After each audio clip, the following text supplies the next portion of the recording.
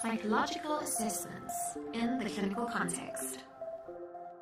Whatever exists at all exists in some amount, said Edward Thorndike, and so it applies to psychological constructs. If they exist, we can measure them.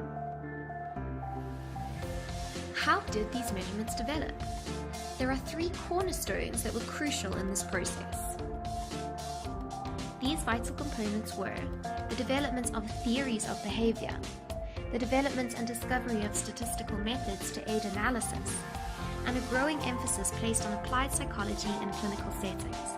We needed a way to differentiate between psychosis, emotional disturbance, and mental disability. Let's look at some milestones on the journey. In 1904, the French government commissions the first large-scale psychological assessment. World Wars I and II had a massive impact, creating a need for assessments of large numbers of military recruits. Testing becomes more rigorous and empirically based, and the MMPI is published in 1943. Between the 50s and 70s, psychological assessments lose popularity. The American Psychological Association decides they are the sole responsibility of clinical psychologists.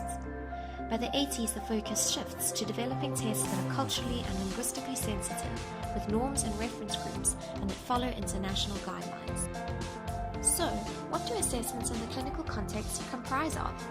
Two categories fall under the clinical umbrella.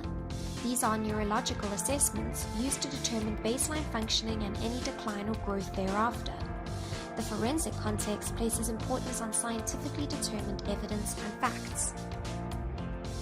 Aside from these subcategories, the clinical context calls for assessments that bridge the gap between medical diagnosis and the psychological profession, that aid an informed diagnosis, and to gain information on a client that will be useful in choosing the best therapeutic approach for them, such as their personality type and coping style.